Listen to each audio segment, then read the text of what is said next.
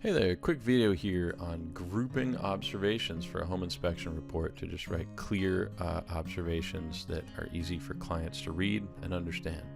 So I want to start and just go through a group of slides on an exterior of a building, and we'll discuss what the finding, how we would report on these, what the issues are real quick, and then we'll go look at a finished report and see how we grouped a whole bunch of these things. So exterior of the house, obviously tree pruning is in order here. It was a 2000 build. I don't think it had been painted since the original build, so it really needed an exterior paint job. It's 2000 fiber cement siding, so we know without getting out of the car that it's probably not installed to modern manufacturers' installation requirements, so there were no butt joint flashings, back flashings there.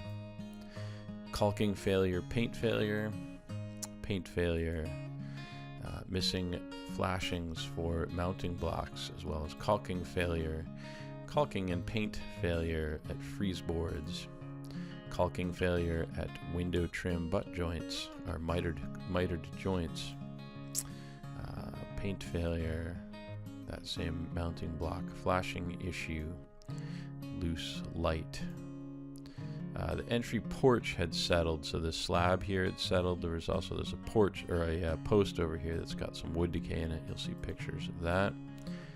Here we've got some water seeping in, probably around this mitered corner here. That's where the porch had settled. You can see a tree too close to the house, so tree pruning. The gutter is too close to the siding, needs an inch clearance. The kick-out flashings are kind of marginal.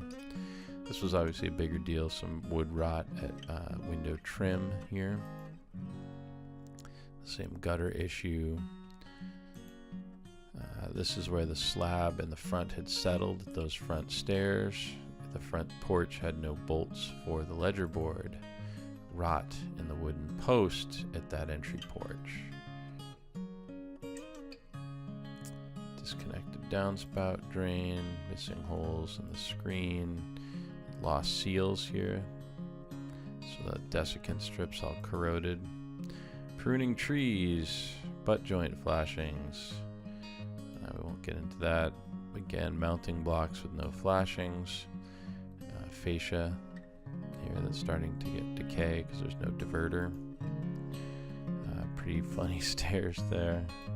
Some wood decay. The back deck, back patio, I should say. These were not really flashed. Ideally those would have mounting blocks for them. Just relying on caulking. Lost seal. Fencing had a few issues, and then tree pruning.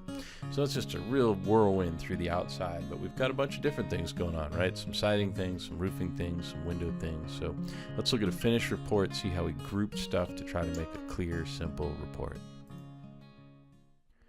All right, so here we're looking at an example of a finished report. We went to the quick look. We're just looking at the major concerns. So already you can see we basically, these two top ones are for things we didn't go over here. So on the exterior, we had two major concerns.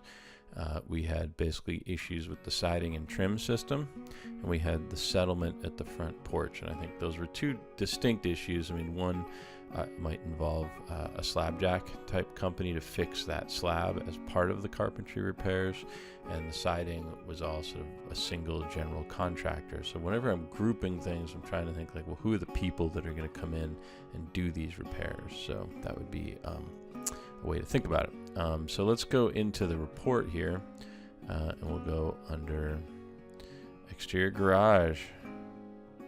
So we used a technique that I really like, where this first paragraph is a general statement that the siding is installed to an older standard.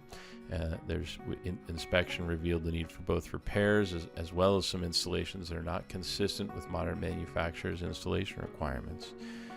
And I'm recommending having a contractor further investigate the siding, and repairs recommended to prolong the useful life of the siding. Examples of observations noted during inspection include, and we've got this bulleted list of all the things that we found, so we were able to lump in the fact that it needed to be painted, that butt joints aren't really done correctly, that the caulking is failing, that there's some mounting blocks, and I kind of write, no flashings noted for mounting blocks, hard to fix at this point, must maintain with caulking. can see the failed sealant at butt joints. We've got this gutter issue without adequate clearance. So we're using really nice photographs. We've also got captions. At this one, this condition risks concealed water damage. So I think we're able to be both kind of general, that you have this, the siding needs a bunch of repair work, hire a general contractor, also have a lot of pictures, a lot of bullets. We were able to group a lot of different things into a single observation. And we did it basically, the grouping was logically who's going to come here and fix it. So let's just slide down a little bit here and we will look at the porch, which was the other major concern. So the stairs to the front porch are settled, along with the concrete slab. In addition, the supporting post has rotted and requires repair.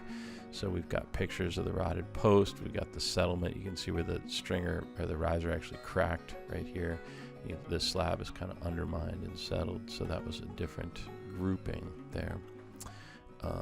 So let's see, and then I think we were able to, tree pruning to me was a separate observation. Arguably could be a major concern. You could spend more than $1,000, I think, if you were to really take out some of these trees, which probably is needed, but just called it a repair item. You could probably get away with maybe taking out this one tree and some pruning. But anyway, we grouped all of the tree pruning and trees too close to the house as a single observation. We did the stairs as kind of a single observation here with the non-standard riser heights. We grouped some fencing issues under a single repair there. So I think under roofing we had we grouped a bunch of roofing repairs with the fascia and some moss buildup, and a little bit of buckling and some tune-up of the boots. So we were able to lump and group a whole bunch of roofing observations. Here's a cool picture. You can see daylight around the boots up in the attic. So anyway, I hope this helps. This is a nice way to write, I think, a very clear report. We can go back to the quick look. We can see in this house very clearly there's 4 major concerns, and then a whole sequence of repair items. And we could go, here's the roof repair item. We could just shoot right there and go look at it. So anyway, I think it makes for clear reporting when you can group observations together in the logical way of who's going to come behind you and fix these things. All right, thanks for watching.